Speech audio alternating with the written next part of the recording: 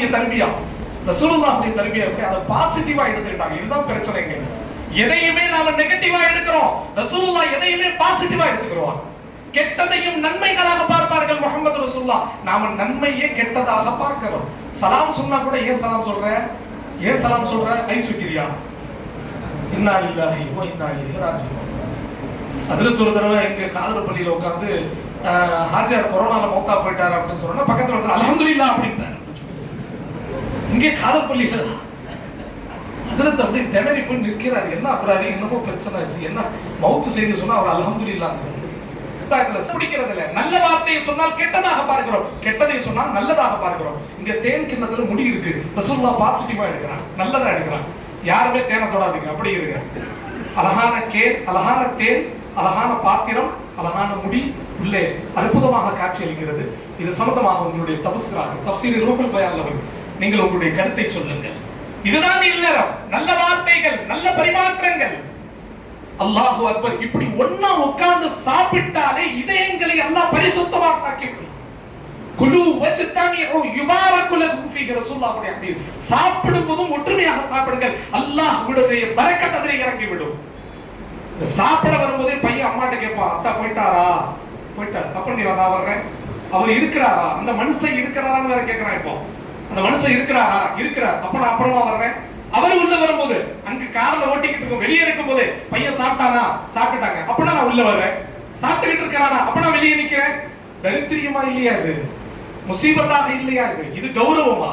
இது நம்முடைய பாரம்பரியமா? கோடிகளில் புரண்டாலும் நிம்மதி இல்லை என்றால் உலகத்தில் வாழ்வதை விட சாவதை விட கண்ணியமானது.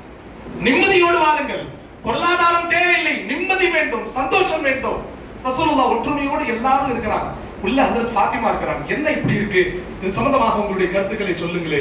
ஹஜ்ரத் அபூபக்கர் சித்தீக் ரலியல்லாஹு, இந்த விஷயங்கள் நிறைய பேருக்கு தெரிந்திருக்கலாம், இருந்தாலும் இல்லறம் செழிக்க இந்த வரலாறு இங்கேயும் செழிக்க வேண்டும். ஹஜ்ரத் அபூபக்கர் சொல்லுவார்கள், யா ரசூலுல்லாஹ், முஃமினின் இதயம் கண்ணாடி பாத்திரத்தை விட அழகானது. முஃமினின் இதயம் கண்ணாடி பாத்திரத்தை விட அழகானது. இதயத்தின் ஈமான் தேனை விட இனிமையானது. ஈமானின்படி அமல் செய்வது முடியை விட ரொம்ப கூர்மையானது. ரொம்ப கஷ்டம். யார சொல்லலாம், ஈமானின்படி அமல் செய்ய முடியாது. சொன்னவர்கள் சித்திக் நாயகம், ஹைருல் பஷரி பஅதல் அன்பியா. ஒவ்வொரு தராவிலையும் சொல்லிட்டு இருக்கிறீங்க, நபிமார்களுக்கு பிறகு உலகத்தில் தலை சிறந்தவன் என சொல்லுகிறார். ஈமானின்படி அமல் செய்வது இந்த முடியை விட ரொம்ப கஷ்டம், எடுக்க முடியாது. தேன்ல முடி கடந்தா அதை நீங்க எவ்வளவு எடுக்க பார்த்தாலும் நழுவிக்கிட்டே இருக்கும், நழுவிக்கிட்டே இருக்கும், எடுக்கவே முடியாது, ரொம்ப கஷ்டம். ஈமானின்படி அமல் செய்வது இதை விட கஷ்டமானது. யார சொல்லலாம், யா உமர் குல் அன்த, உமரே நீங்கள் சொல்லுங்க. கண்ணாடி பாத்திரம், தேன், முடி. அது சொன்னாங்கல்ல, முடி இருந்தா எவ்வளவு சண்டை வருது. இங்க பாருங்க எப்படி பாசிட்டிவா போயிட்டு இருக்கு, எல்லாமே நல்லதா போயிட்டு இருக்கு, சிறப்பா போயிட்டு இருக்கு மஜ்லிஸ். உலகத்திற்கே முன்மாதிரியா போயிட்டு இருக்கு சபை. கியாமத் நாள் வரை இந்த வரலாறு பேசப்படும். ஹஜ்ரத் உமர் ரலியல்லாஹு அன்ஹு, யா ரசூலுல்லாஹ், அதிகாரம் பாத்திரத்தை விட வெண்மை.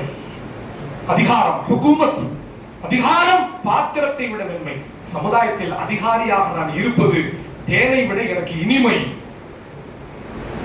அதே மாதிரி அல்லாஹ் ஆக்கி காட்டினார். உமருடைய ஜனநாயகம் உலகத்தினுடைய சர்வ மதமும் பேசுகிறது. காந்தியடிகள் மாத்திரமல்ல, இங்கிலாந்திலே, லண்டனிலே, அமெரிக்காவிலே, சுவிட்சர்லாந்திலே, உலகத்தினுடைய எல்லா நாடுகளும் உமருடைய ஆட்சியை பற்றி பேசுகிறார். அவ்வளவு நேர்மையான ஆட்சி. அல்லாஹ் தஆலா அந்த நேர்மையான ஆட்சி இந்த மண்ணிலும் தருவானாக. ஆமீன். யசோதாக்களை கட்டுப்படுத்த தெரியாதவர்கள் எல்லாம் மசோதா நிறைவேற்றுறாங்க. இதான் நாட்டினுடைய பலா, நாட்டினுடைய முசீபத். அல்லாஹ் பாதுகாப்பான். தொடர்ந்து 15 ஆண்டுகள் இந்த நாடு தத்தளித்துக் கொண்டிருக்கிறது, தவித்துக் கொண்டிருக்கிறது. எவ்வளவு நல்லவர்கள் வாழ்ந்த பூமி எது, உலமாக்கள் வாழ்ந்த பூமி எது, வலிமார்கள் வாழ்ந்த பூமி எது, சுஹதாக்கள் வாழ்ந்த பூமி எது, சுதந்திர